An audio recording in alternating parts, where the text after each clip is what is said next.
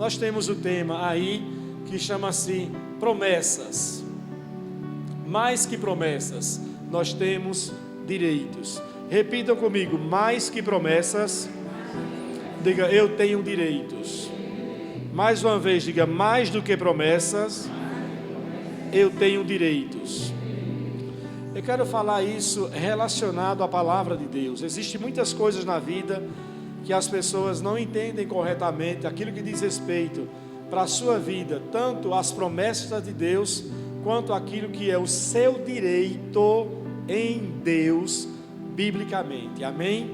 E aí nós vamos entender bem sobre isso. Hebreus capítulo 11, versículo 1, diz bem assim, que a fé mostra a realidade daquilo que esperamos, ela nos dá a convicção das coisas que nós não vemos, ou outras traduções dizem que a fé é a certeza daquilo que se espera e a prova das coisas que não se veem, ou seja, a fé é a certeza.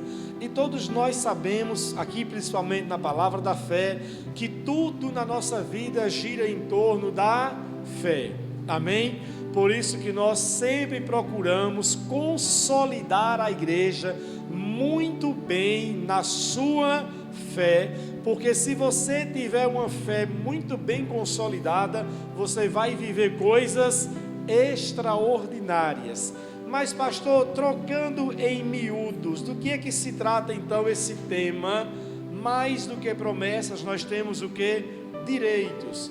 Porque todos nós crescemos na igreja tendo um olhar muito firme para as promessas de Deus. Algumas pessoas até são daquela época em que se tinha em casa aquela famosa o quê? Quem lembra? Caixinha de promessas. Quem aqui já teve caixinha de promessas? Quem já teve? Levanta a mão, mais, isso. A chamada caixinha de quê? De promessas. Você ia lá sempre, não é? Todo dia vou pegar na minha caixinha. Aí, olha rapaz, que promessa maravilhosa eu recebi hoje. Amado, ali dentro só tem promessa. Você nunca vai receber lá uma lei, uma sentença ou uma condenação, porque ali literalmente é uma caixinha de promessas. E por ser uma caixinha de promessas, o que é que contém lá dentro? Promessas. Mas na verdade, nessa caixinha, normalmente ali dentro tem até muito mais direitos do que promessas. E se você não entender bem qual é a diferença entre direitos e promessas, você vai estar algumas vezes exercendo fé para uma promessa, quando você na verdade não deveria exercer fé, olhando para essa questão como se fosse uma promessa, mas se apropriando por já ser um direito seu. Quantos podem dizer amém? E outras coisas, as pessoas então elas querem agora exercer o direito de algo na vida delas que na verdade não é um direito, se trata apenas de uma promessa. E aquilo que é direito na Bíblia, você tem que se apropriar, e aquilo que é promessa, você tem até que esperar para que ela o quê? Se cumpra. E algumas promessas existem, ou na maioria delas, condições. Elas são condicionadas, ou seja, é preciso fazer algo, ou obedecer algum princípio, praticar algum princípio, para que essa promessa se torne o quê? Realidade. Só que as pessoas misturam tudo na caixinha, elas misturam ali as promessas, elas misturam ali dentro os seus direitos e fazem aquela chamada confusão santa. Então elas começam a exercer fé para promessas como para direito e faz a maior confusão. Então eu quero que você entenda a diferença entre promessas e direitos. Mais uma vez repita comigo, diga: eu vou sair daqui hoje entendendo claramente o que é o meu direito, diga comigo, na palavra de Deus, e o que é promessa para mim na palavra de Deus. Amém? Então quando você entender bem, aí você então vai acionar a sua fé corretamente. Amém? eu vou dar ilustrações falando sobre cada um deles, para você ter uma noção clara do que se trata. Então, pastor, qual é essa diferença? Primeiro eu quero falar sobre o direito. O direito é tudo aquilo que Cristo já conquistou por você e por mim na cruz do Calvário. Quantos podem dizer amém? Diga, direito é tudo aquilo que Jesus já conquistou na cruz do Calvário. Tudo que já é seu por direito, pela obra redentora de quem?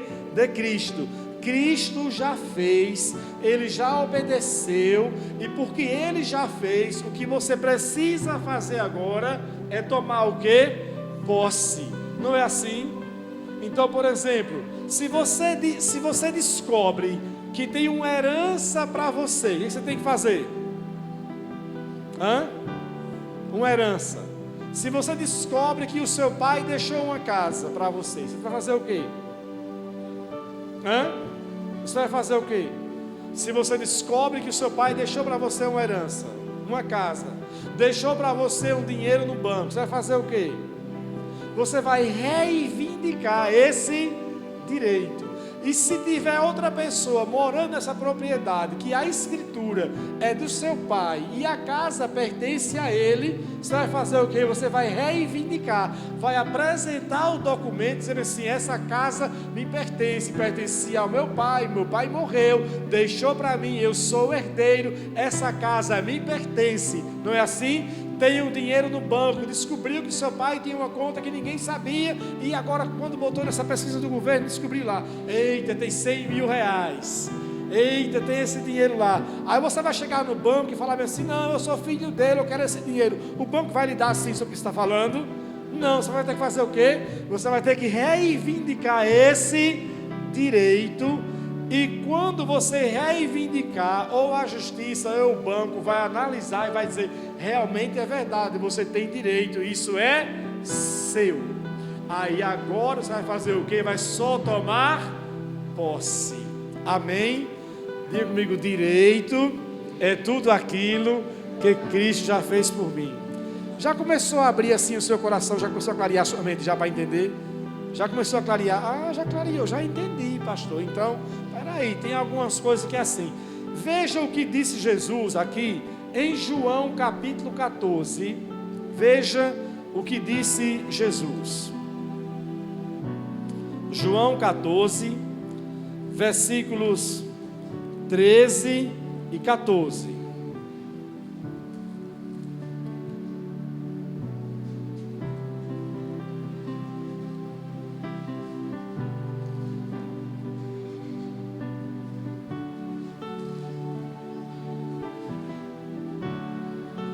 Encontraram?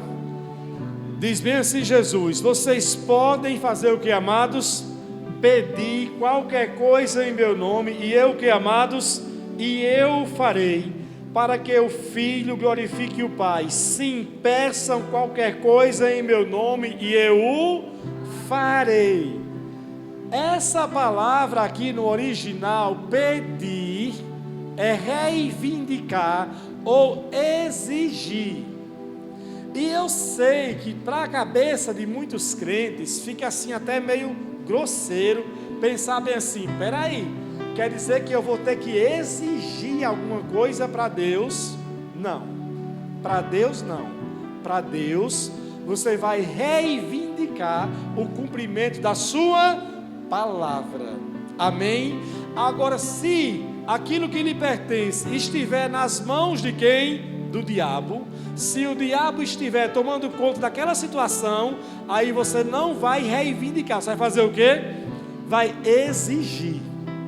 Quantos podem dizer amém? Amém. Então, repetindo, diga comigo: para Deus, eu reivindico com base na palavra dele. E para o diabo, diga: eu exijo. Amém? Então isso mostra duas atitudes diferentes, certo? Porque quando você exige algo, você exige assim: por favor. É assim que você fala? Não, você usa uma autoridade maior. Não é assim? Assim é para algumas situações que o diabo muitas vezes quer colocar na nossa vida, e o crente fica como se estivesse pedindo para o diabo soltar aquilo. E você não tem que pedir, você tem que exigir. Totalmente o que? Diferente. Vamos pode dizer amém? Agora vamos ver aqui uma situação em outro texto, em Mateus capítulo 15, ilustrando mais ainda, Mateus capítulo 15.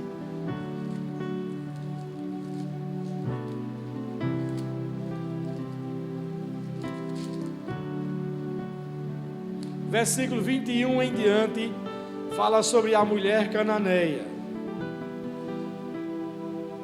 Diz bem assim: então Jesus deixou a Galileia, Mateus 15, 21, rumo ao norte, para a região de Tiro e Sidom. Uma mulher cananeia que ali morava veio a ele, suplicando.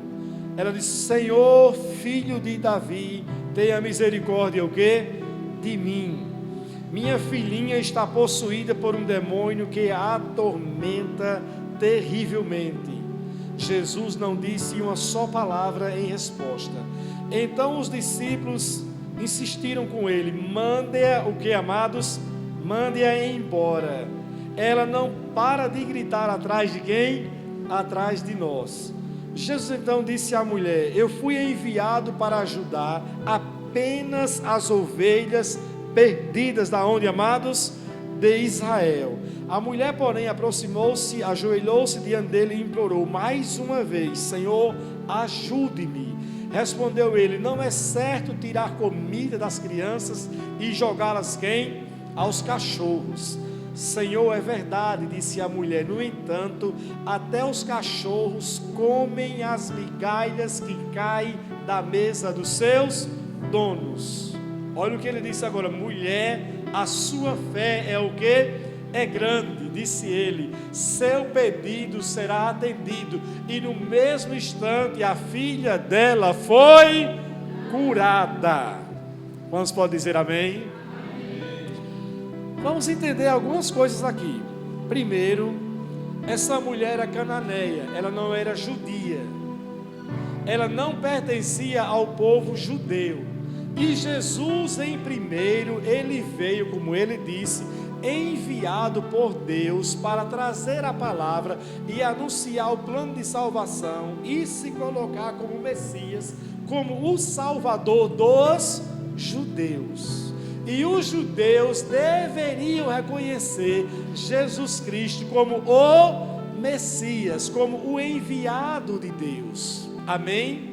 Então essa mulher não era uma judia, então ela não fazia parte dessa aliança, nem tinha direito a essa promessa, porque ela não era uma judia, ela era uma cananeia, uma mulher de uma outra região, não tinha nada a ver com o povo de Deus, mas ela ouviu falar a respeito de quem? De Jesus. E ela não ouviu falar de Jesus como um profeta ungido, ela ouviu falar de Jesus como o Messias, como o filho de Davi, como aquele enviado por quem? Por Deus. Amém? E ela começou a gritar. Então, ele não disse que ela tinha uma fé grande, não foi porque ela gritou. Tem gente que pensa que é o gritar que expressa o tamanho da sua fé. Não, ela gritou porque ela estava em agonia e ela queria chamar a atenção de quem? De Jesus até ela. Os discípulos, quando viram gritar e observaram que Jesus ouviu o grito dela, mas não se importou com o grito dela, disse bem assim: mestre, vamos mandar embora, ela está perturbando a gente, está gritando muito. Talvez fosse aquela mulher assim meio alvoroçada, espalhafatosa, né? E também ela estava passando por uma dor muito grande, e ela então começou a gritar: mestre, vamos mandá-la embora. Os discípulos não estavam sendo grosseiros ou sem misericórdia, é porque eles também haviam entendido que ela não fazia parte do pacote, do plano de Deus naquele primeiro instante, certo? Se Jesus ouviu e não disse nada, então vamos acabar com esse negócio, manda ela embora. Mas Jesus observou que ela não parava o quê? De de gritar. Então Jesus para conversar com ela. Ela então conta o seu problema para Jesus, que a sua filha estava endemoniada e ela queria, reconhecendo ele como Senhor, como filho de Davi, como o Messias, ela implora a ele para que ele a cure a sua filha ou liberte a sua filha. Mas o interessante é que Jesus disse: olha, eu não fui enviado para a casa de Israel. Então não é correto se tirar a migalha dos pães que cai na mesa, que é das crianças, e dá para o cachorrinho. Mas o que foi que essa mulher fez valer? Ela não fez valer uma fé como se ela fosse assim: mas eu também sou uma judia. Ela não se colocou nisso porque ela não era uma judia. Então ela não podia exigir que ele a curasse por ser uma judia.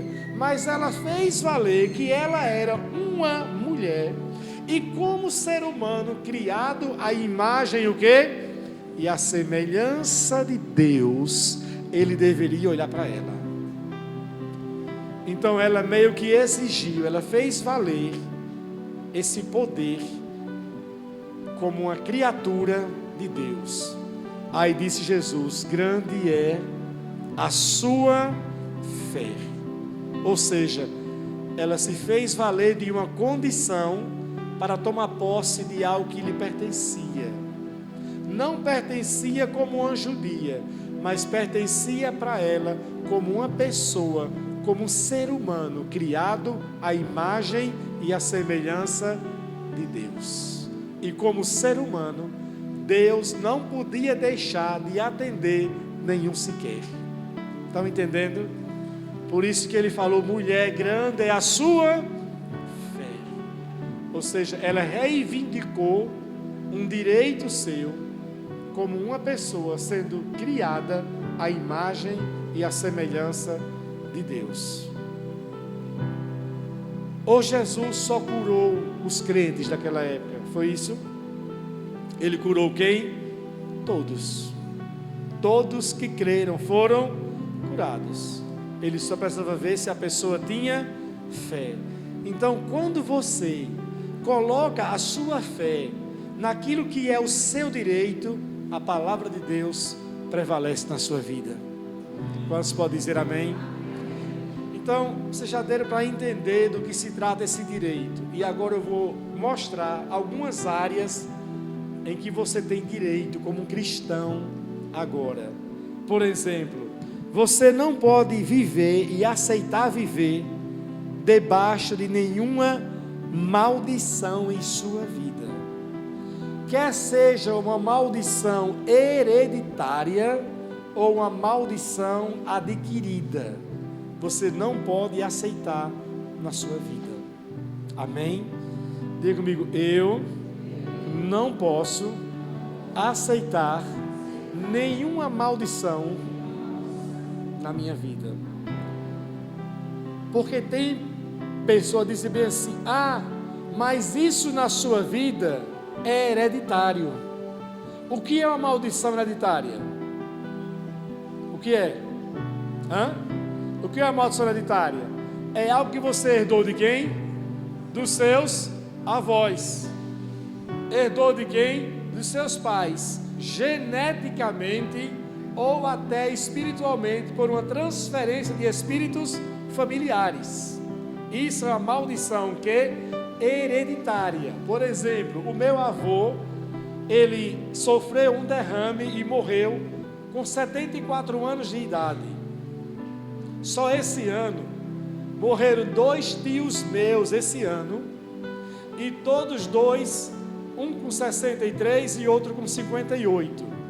Da família do meu pai, já se foram quase 7 entre irmãos e irmãs, e com exceção de um que morreu, porque ele morreu por causa de um tiro, que mataram ele, os outros 6, todos foram por problemas de coração, ou infartou, ou teve uma questão de derrame, e acabou morrendo. Meu pai morreu com quase 60 anos, meu pai morreu.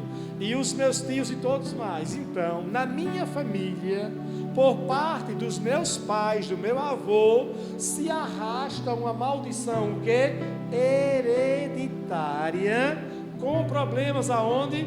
No coração, etc e tal. A minha irmã morreu com 46 anos de idade, ela teve infartou, minha irmã. Teve outros problemas, o principal foi o infarto que ela teve, então morreu uma irmã minha. Então nós temos essa questão de família. Mas no dia em que eu aceitei Jesus e conheci a palavra de Deus, eu disse: essa maldição acaba aqui, para aqui. Amém? Essa maldição não vai se estender sobre os meus filhos.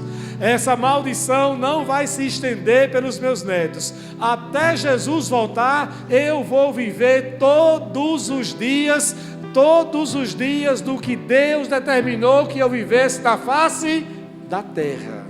Amém? Então eu vou viver bem. Ou seja, existe uma maldição hereditária, mas eu não aceito. Por quê? Porque eu tenho direito àquilo que Cristo já fez por mim. E Gálatas 3,13 diz: maldito aquele que for pendurado aonde?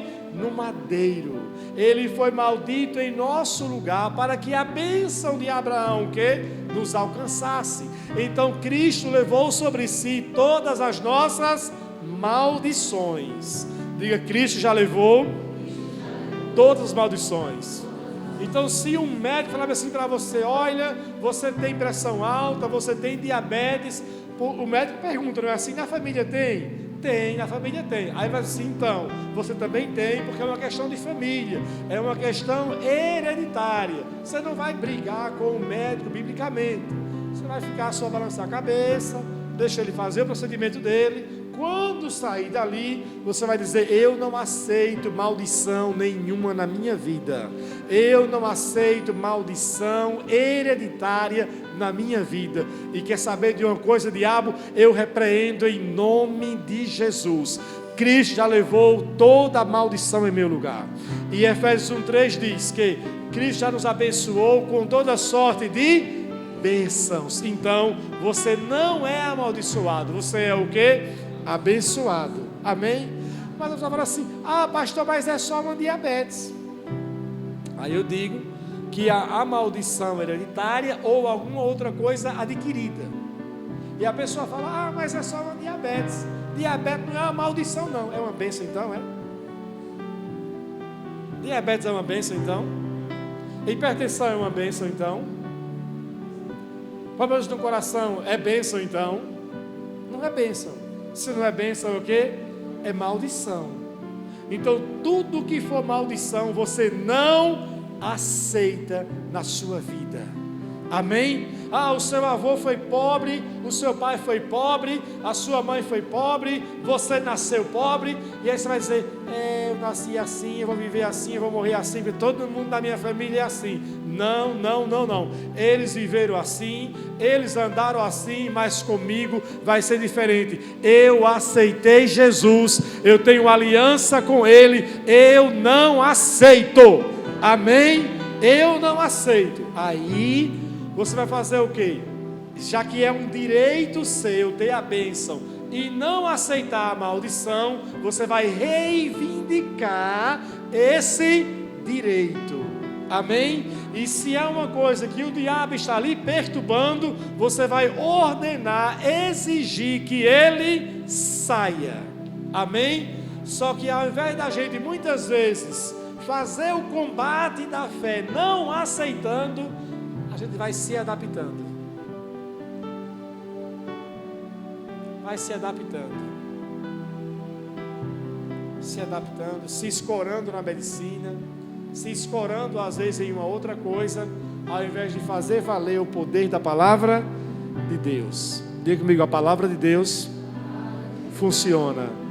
Diga: eu já sou abençoado e nenhuma maldição tem poder na minha vida.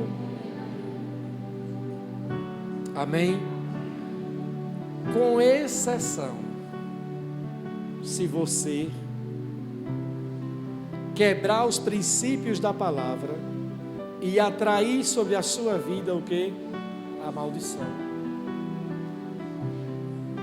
Aí não tem o que fazer, mas eu vou falar sobre isso mais à frente. Os irmãos entenderam até aí? Podemos continuar? Então diga comigo, não tem maldição na minha vida. E também não tem esse negócio de quebrar a maldição hereditária. Eu vou fazer uma semana, uma campanha para quebrar a maldição hereditária. Não funciona.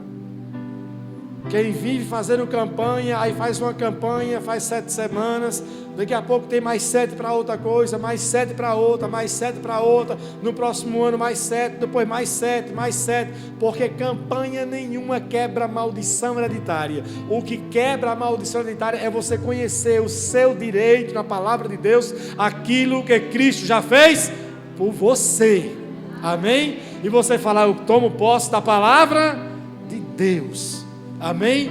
Não é o pastor botar a mão, não é levar uma roça ungida para casa, não é levar sal grosso para casa, que se você botar sal grosso, uma roça ungida, vai espantar e vai quebrar a maldição. Você não vai ver na Bíblia Jesus fazendo isso, praticando, ou os apóstolos. Se quebrava a maldição era quando a pessoa aceita Jesus. Se alguém está em Cristo, é uma nova criação, as coisas velhas já passaram e tudo se fez novo. Diga, eu sou uma nova pessoa. Quantos podem dizer amém? Agora eu pergunto para você, ser curado é um direito ou é uma promessa? Ser curado é um direito ou uma promessa? É um direito ou uma promessa? É um direito ou uma promessa? Ser curado é um direito. Como filho de Deus, é um direito. Se é um direito, você não pode aceitar nenhuma doença e nenhuma enfermidade que se aloje no seu corpo. Quando chegar o primeiro sintoma, você já começa a repreender e não aceitar. Amém? O que é que diz em Isaías 53, versículos 4 e 5? Diz assim, verdadeiramente Ele tomou sobre si o quê? As nossas dores, as nossas enfermidades Ele levou o quê? Sobre si, e pelas suas pisaduras, ou pelas suas feridas, nós fomos o quê, amados? Nós fomos o quê, amados? Sarados, fomos curados. Isaías, ele foi um profeta. Ele escreveu essa profecia há aproximadamente 600 anos antes de Cristo. Então nessa época, quando ele escreveu a profecia, para quem viveu nessa época, a cura era o quê? Uma promessa, e não era um direito. Preste atenção, porque se você de repente piscar o olho errado, mudar, ver o celular, e aí você vai, o pastor falou que era uma coisa, vai falando que é outra. Mais uma vez, diga, cura é um direito. Agora, quando Isaías profetizou naquela época, 600 anos de Cristo, e até que Cristo nasceu e levou as doenças e as enfermidades na cruz do Calvário, a cura era uma promessa. Porque ele disse assim, certamente ele levou, falando da sua morte. Quando ele estivesse na cruz, ele levou. Então, naquela época, a cura era uma promessa. Mas quando Jesus chegou, em Mateus capítulo 8 diz bem assim, que levaram para ele vários doentes, vários enfermos, e Jesus começou a curar os doentes e os enfermos. Aí diz bem assim, e isso aconteceu para se cumprir o que fora dito pelo profeta Isaías. Ele levou sobre si as nossas doenças e as nossas enfermidades. Jesus já estava em ação, curando o quê? Os enfermos, já se cumprindo aquilo que Isaías havia o quê? Havia dito. Aí Pedro escreve na sua primeira epístola, dizendo bem assim, verdadeiramente, aí Pedro diz bem assim, ele vai levar, Pedro diz bem assim, ele levou sobre si as nossas doenças e as nossas enfermidades. 3 tempos.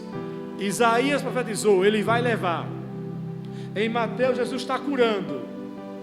Ele está curando, já está fazendo o que o profeta o quê? disse. Em outro tempo depois, no futuro, Pedro diz assim: ele já veio, ele já curou, ele já morreu, ressuscitou, ele já levou as nossas doenças e as nossas enfermidades. Diga: eu sou curado. Então, quando uma doença chega até você, você tem que fazer o quê? Você tem que fazer o quê? Repreender, exigir que ela saia. Por isso que doença você não ora pedindo a Deus. Você não vai ver Jesus orando para o enfermo e dizer assim: Pai, cure. Você não vai ver.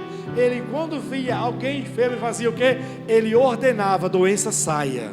Doença saia, porque a doença vem de quem? Do diabo. Então ele ordenava. É isso que eu e você temos que fazer. Você não vai dizer: eu ordeno, meu Deus, agora que o Senhor me cure. Não. Você ordena quem? O diabo. Diabo, eu ordeno que você tire as suas mãos, leve a sua doença e leve a sua enfermidade. Amém? Só que as pessoas têm aquele hábito de falar assim: ah, mas é a minha enxaqueca. Não é assim? Ah, mas é a minha dor, é a minha enfermidade, é a minha doença, a minha diabetes, a minha renite chegou agora começou a esfriar, é minha renite agora é assim mesmo. Toda vez que o tempo muda, a minha renite já ataca, eu já fico assim eu já fico até esperando já. Olha, quando o tempo muda, já fica esperando. Você fica esperando, é isso que você vai ter mesmo. Você não tem que ficar esperando não. Ah, pastor, mas sempre foi assim. Porque você não conhecia a palavra, agora você conhece a palavra e não vai ser mais assim. Amém? Então, quando estiver chegando o mês de chuva, o mês frio, e você começar a sentir o nariz corizando, a respiração pesando, você: eu não aceito, eu repreendo em nome de Jesus, eu sou curado, eu sou sarado. Amém? E você então repreende, você declara, você ordena: o diabo, vai embora com a sua renite, sinusite, tudo que for de ite, vai em nome de Jesus. Manda embora em nome de Jesus. Manda embora. Porque é um direito, amados. Amém? Diga: é um direito. Diga: eu não vou aceitar. Aí diz assim: não, pastor, mas é porque tem doença que é Deus provando a gente. Então, se for Deus provando com a doença, não tome remédio nem vá no médico. Porque você vai indo contra ele então. Se ele está ali provando, para que você vai para o médico? Se ele está ali provando, está remédio para quê? Então aceite e morra. Ah, então Deus não está provando não, então não vou aceitar, não é de Deus. A Bíblia diz em Tiago capítulo 1: toda boa dádiva, todo dom perfeito vem de Deus. Deus é bom e só dá aquilo que é bom. Doença e enfermidade vem do diabo. João 10:10, vem para matar, roubar e destruir. Ele diz: eu vim para que vocês tenham vida e tenham em abundância. Amém?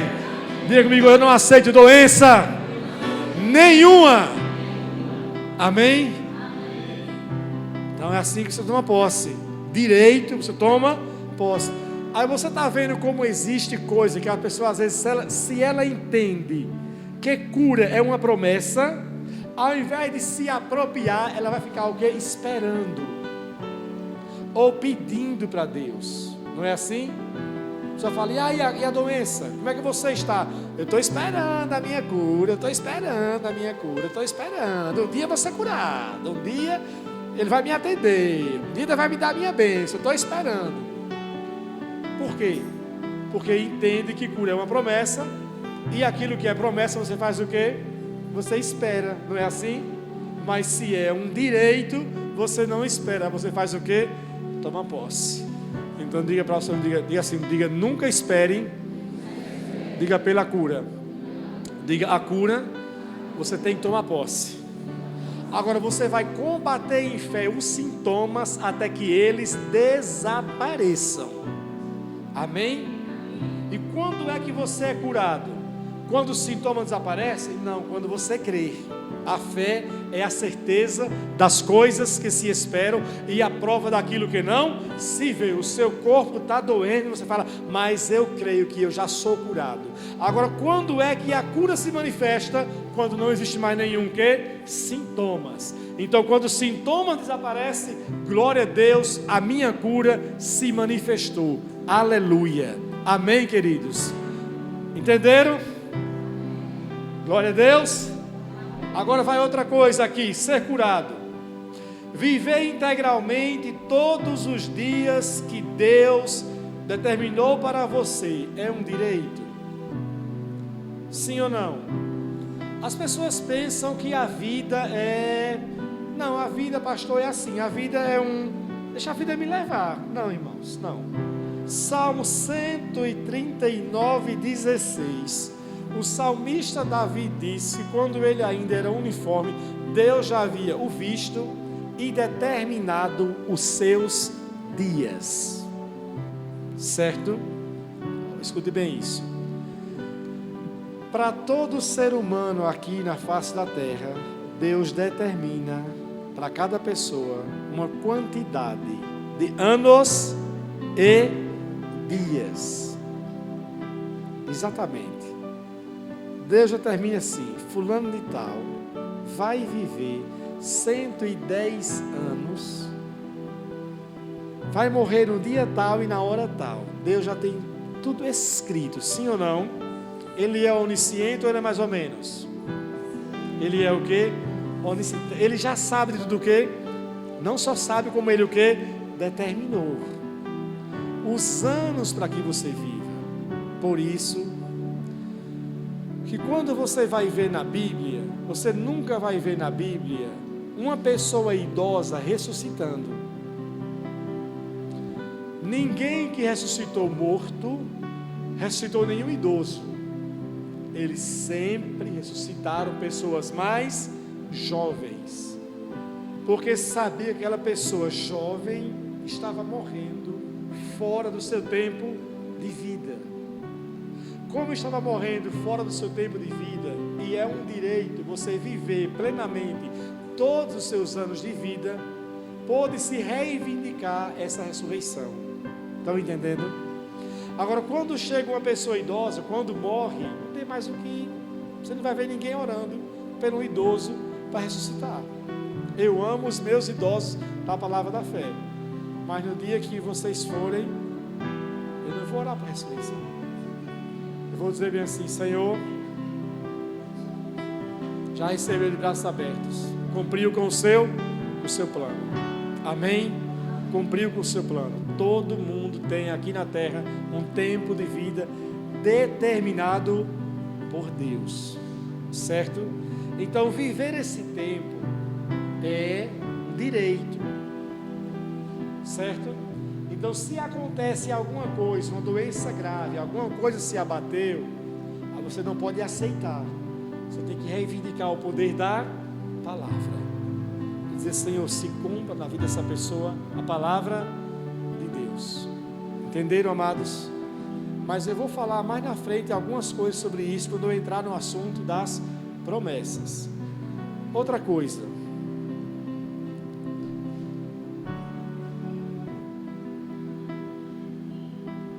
coisa, ser suprido por Deus é um direito? Sim ou não? Ser suprido por Deus? Sim. Salmo 37, 25, o salmista Davi disse bem assim: fui moço, hoje eu estou velho, mas eu nunca vi o justo que desamparado, nem a sua descendência a mendigar o pão. Ponto. Então Deus lhe assegura lhe sustentar e suprir a sua vida. Filipenses 4,19, Paulo diz bem assim: o meu Deus, segundo sua riqueza e glória, fará o que, amados? Suprirá todas as vossas necessidades.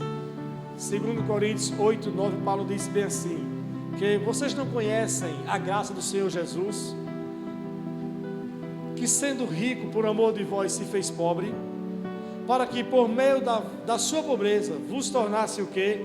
Ricos. E essa palavra rico no original é suprido. Então Cristo se fez pobre quando? Na cruz do Calvário, tiraram suas vestes, tudo que ele tinha. Ele se fez pobre na cruz do Calvário para que eu e você fôssemos o que? Supridos. Então nós não podemos aceitar nenhuma falta em nossa vida, porque ser suprido é o que Deus nos garante. Ser suprido é uma promessa de Deus. Aliás, é um direito nosso. Amém? Então, se você está vivendo alguma falta, assim, não, eu não aceito isso na minha vida. Eu não aceito pobreza, eu não aceito miséria, eu não aceito falta. Isso não é condizente com a vontade de Deus para minha vida. Amém? E aí você vai ver a palavra de Deus se cumprindo e provisão chegando até você. Amém?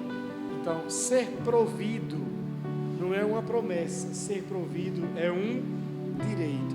Ele assegura: eu vou suprir, eu vou cuidar, não vai faltar. Quer você seja dizimista ou não. Sabia disso?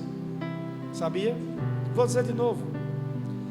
Quer você seja dizimista ou não, Deus não vai deixar de prover para você, porque você é filho dele, e como filho dele, ele sempre vai prover para você o que? O pão. Agora, o fato de ser dizimista e ser ofertante, isso vai abrir para você outras possibilidades, que eu vou falar sobre isso agora. Mas Deus não vai deixar de atender você se você não for dizimista. O seu pão vai estar lá. Agora eu pergunto: você quer comer o pão contado ou você quer viver na plenitude das suas bênçãos? Na plenitude das bênçãos. Agora eu vou inverter. Eu já expliquei os direitos que você exige ou você reivindica. Todos entenderam bem? Agora eu quero falar sobre as promessas. As promessas, para que elas se realizem na sua vida, e o que é promessa na sua vida, sempre vai exigir de você alguma coisa. Por exemplo, Isaías 1,19 diz o quê? Se quiserdes, e o que mais? E me ouvides, comereis o quê? O melhor desta terra. Então Deus está oferecendo ali, para quem quiser, para quem ouvir e obedecê-lo, comer do melhor o quê? Dessa terra. Então existe uma oferta, certo? Qual é a oferta aqui? Se você o quê?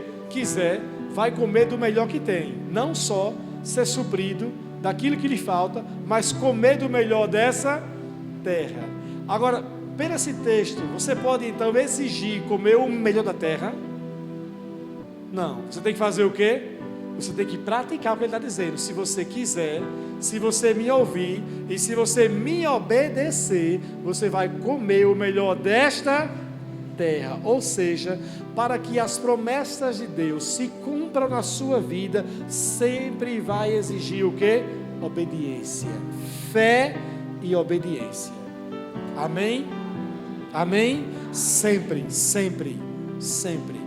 Então, mais uma vez, a cura é um direito. Agora, viver em saúde, ter saúde todos os dias, ter saúde, viver sempre em saúde, é um direito ou é uma promessa? Agora vamos ver agora. Viver em saúde é um direito ou é uma promessa? Ser curado é um direito. Viver em saúde é uma promessa. Por que, pastor, é uma promessa viver em saúde? Vamos lá. A palavra diz em Gálatas capítulo 5, 22, que um dos frutos do Espírito nós devemos ter é o quê? Domínio próprio. Aí você vai na pizzaria e se enche de pizza. Ai, come pizza, cachorro quente, Coca-Cola, que nada, eu sou curado, que nada, eu sou curado, que nada, eu sou curado.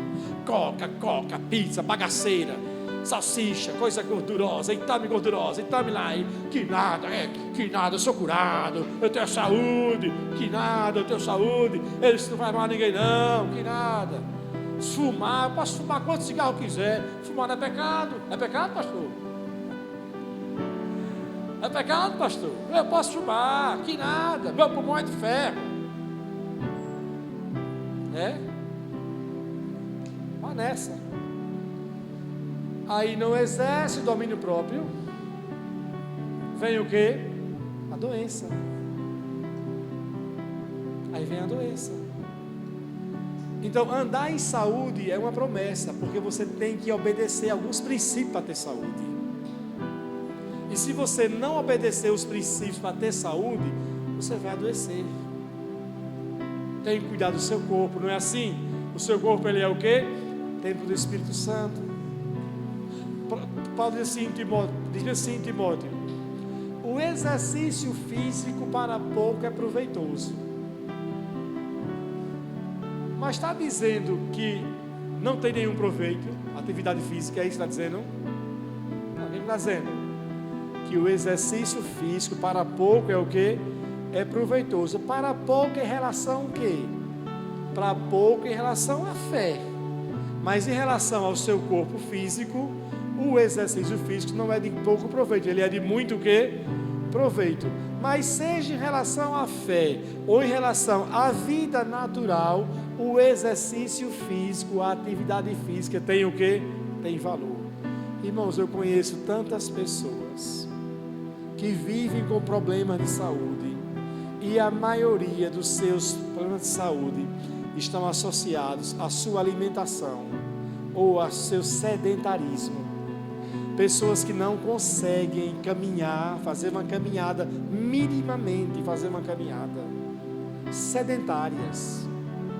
Ah, pastor, você não sabe, é porque é o meu tênis. Eu já vi tanta pessoa dizer que não tinham tênis. Pessoas que ganham tão bem, têm dinheiro para tanta coisa, é o tênis. Aí não sei o que lá, é isso, é isso, aquilo, outro. Não, é falta de quê? De disciplina. E quem está dizendo isso é um homem que a maioria conheceu aqui, que há alguns anos atrás pesava 106 quilos. E que estava com um problema de saúde no coração. Sonhei infartando, na mesa de cirurgia, no sonho, com aquela máquina das luzes em cima de mim. De repente eu acordei assustado do sonho e falei: Sandra, eu tenho que mudar a minha vida. E aí, quando eu fui no médico fazer os exames, já saí medicado com remédio para colesterol, com pressão alta, e ainda mais assintomático, com pressão alta, sem nem saber que a pressão estava alta. E tudo era associado o quê? A essas duas coisas: alimentação e falta de quê? De atividade física. Então eu falei: não, eu vou dar um basta na minha vida. E comecei caminhando, e são anos. E em 2017 eu comecei a correr, e agora são 6 anos fazendo corrida, pesando 85 quilos, foram 21 quilos embora. Eu tomei a decisão. Eu tomei uma decisão. E quando eu fui na médica, eu falei: doutora, ela disse: você tem que cortar isso, cortar, questão da alimentação. Eu falei: doutora, é difícil, eu sou pastor, e eu chego na casa dos irmãos, às vezes, eles querem me recepcionar e querem fazer comidas, algumas coisas que não são saudáveis. Ela disse bem assim: se eles amam o Senhor, eles vão cuidar do Senhor. Aí eu falei: é verdade, e eles vão entender. Então eu chego em algumas casas, às vezes, que as pessoas com uma boa intenção, faz uma recepção, faz um bolo, fala: ô amado, obrigado, eu não como bolo. Não, gente, não como bolo não. Eu falei: não como bolo, bolo é doce, eu não como bolo, muito obrigado, você me ama, você vai entender. Refrigerante também não tomo, muito obrigado. Tomo café, tomo suco, bebo água, mas tomei decisões na minha vida. Dia 31 de dezembro, sem nenhuma indicação médica, cheguei para a minha família e disse: hoje, dia 31 de dezembro, no jantar na minha casa de final de ano, eu falei: hoje eu tomo uma decisão, a partir de hoje eu corto tudo que for açúcar, tudo que for doce, sobremesa, açaí, pudim, picolé, sorvete, bolo, qualquer coisa seja doce, eu corto na minha vida. Dia 31 de dezembro, 4 meses. Não como mais nada de doce, mais nada. Eu vou para os lugares, tem comunhão, aniversário, tem festa, tem bolo, tem doce. Pastor. Eu falo: não, obrigado, e acabou-se. Não fico: ai meu Deus, tem que sair da mesa. Ai que tortura, diabo me repreende. Oh diabo, sai daqui. Não é o diabo não, amado, é uma decisão. É uma decisão. Eu decidi cortar refrigerante dia 11 de junho de 2006, de 2005. 12. Vai fazer 11 anos que eu não sei o gosto de um refrigerante mais, nenhum, nem zero, nem light, nem diet, nem normal, nenhum. Então isso me faz ter o que, amados? Saúde. E a minha esposa testemunha, passei pela Covid, nunca tive um sintoma de absolutamente nada. Assim, o pastor Jair está doentado, está gripado, é coisa rara, é raro isso acontecer na minha vida, é raro ter um problema, é raro, é uma coisa pontual ou outra, e às vezes por um descuido. Recentemente tive dor de cabeça por 10 dias seguidos, mas estava negligenciando isso aqui, os óculos. E eu, ei rapaz, não estou usando os óculos tem muito tempo, botei os óculos, não precisei repreender o diabo. Foi botar os óculos, acabou a dor de cabeça. Cuidado. Isso diga comigo, promessas, diga, requer prática de princípios, ou espirituais ou o que? Naturais. Amém? E eu disse que viver os seus anos de vida aqui na terra é um direito. Mas você sabia que nós podemos viver além desses anos? É o que a palavra chama de longevidade de vida. Agora, para alcançar a longevidade não é um direito, é uma promessa. Efésios 6 diz o que? Versículos 2 e 3. Honre o seu pai e a sua mãe, para que tudo lhe ocorra bem. E o que mais? E você viva muitos anos de vida sobre a terra. Então, se não honrar o pai e a mãe, vai viver longevidade? Então, para ter longevidade, precisa honrar o pai e a mãe. Então, para ter longevidade é uma promessa, mas uma promessa que requer o quê? Obediência de um princípio da palavra. Aí a pessoa não honra o pai nem a mãe, vai se meter em confusão e não vai viver essa realidade da longevidade. E eu posso dizer para vocês, por esse princípio, eu vou viver muitos anos, porque eu honro a minha mãe. Eu sei honrar a minha mãe. Muitas vezes em situações de família, os irmãos não fazem algo, eu falo, a minha parte eu vou fazer, a minha mãe eu vou honrar. Minha mãe é minha mãe, acabou. Eu vou sempre honrar a minha mãe. E se você decide honrar os seus pais, quer eles estejam certos ou errados, merecendo, isso aí depende.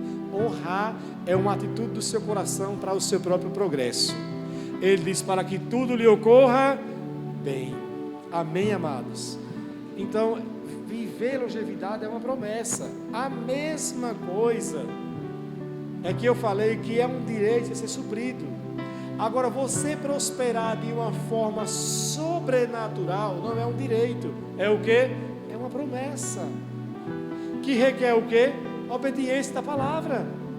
Então ele diz bem assim, se vocês entregarem os dízimos e as ofertas, isso assim, eu abrirei as janelas dos céus e derramarei bênçãos sem medidas. Para quem é essa promessa? É para qualquer filho de Deus ou para os filhos que são fiéis? Para os que são o quê? Fiéis. Para aquele que é filho, mas não é fiel, eu disse, não vai faltar, quer você seja dizimista ou não, mas se você for fiel, aí a palavra diz assim, aí Deus vai abrir as janelas dos céus, e você vai prosperar de uma maneira sobrenatural. 2 Coríntios capítulo 9, 8 diz bem assim, cada um contribua segundo propôs no seu coração, não com tristeza ou por necessidade, porque Deus ama aquele que dá com alegria. Aí diz bem assim, aquele que planta pouco vai colher o quê? Pouco. E aquele que planta muito vai colher o quê? Uma pessoa que planta pouco pode exigir muito. Agora, uma pessoa que planta muito precisa exigir colher muito? Nem precisa. A colheita vai ser o quê? Sobrenatural. E o pouco e o muito não é determinado pela quantidade, é pela capacidade que você tem de dar. Não é pela quantidade. Para mim, ofertar, digamos, R$300 não é muito. a minha capacidade me permite fazer isso. Para uma pessoa que ganha, por exemplo, R$1.300, dá 300 de oferta, é pouco ou é muito? É muito, não é muito?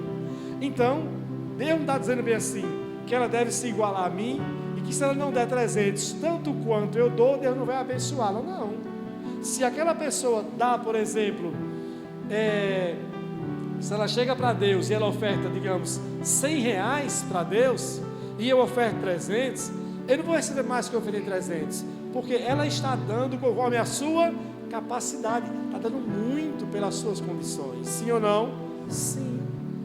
Então, para Deus, assim, quem vai colher muito é quem dá muito, mas não é muito no volume, é muito pela sua capacidade.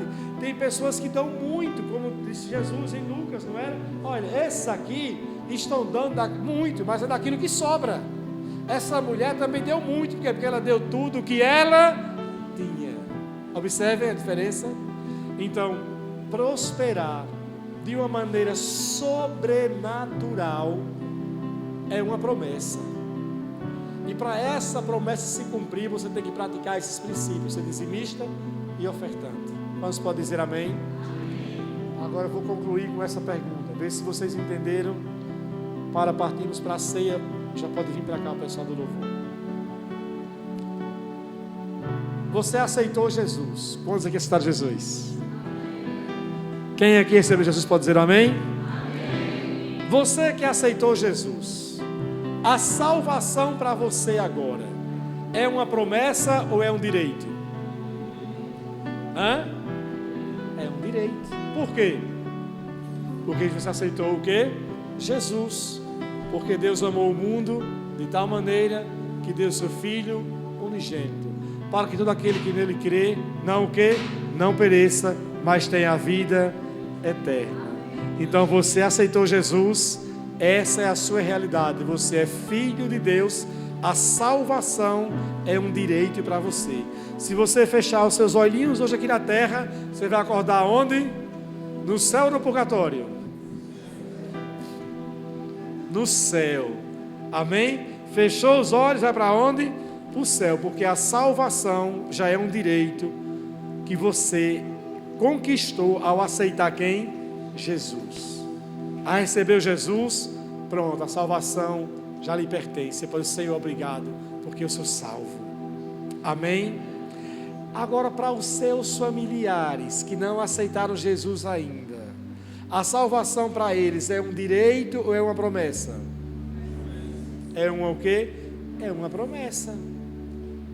Porque se eles morrerem sem aceitar Jesus, você pode chegar assim: Senhor, eu reivindico que o Senhor coloque ele no céu.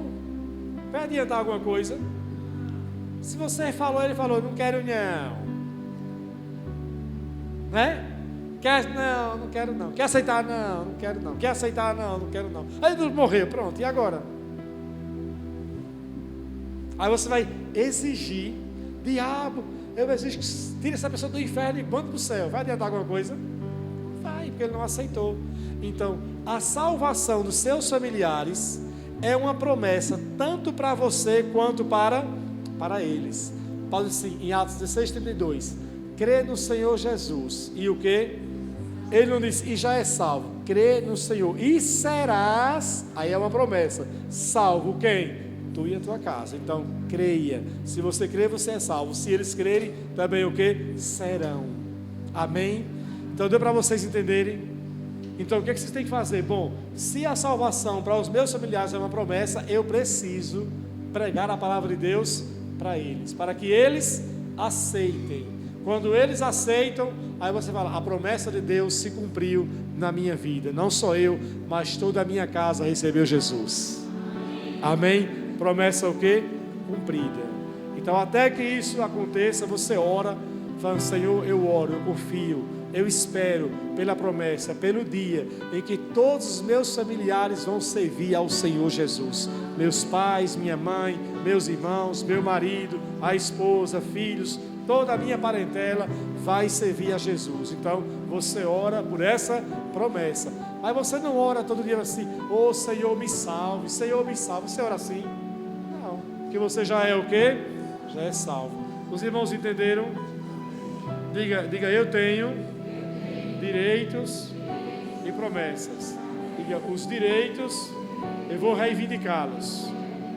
E as promessas eu vou esperar ou trabalhar para que elas se cumpram na minha vida. Quantos podem dizer amém? Vamos ficar em pé em nome de Jesus.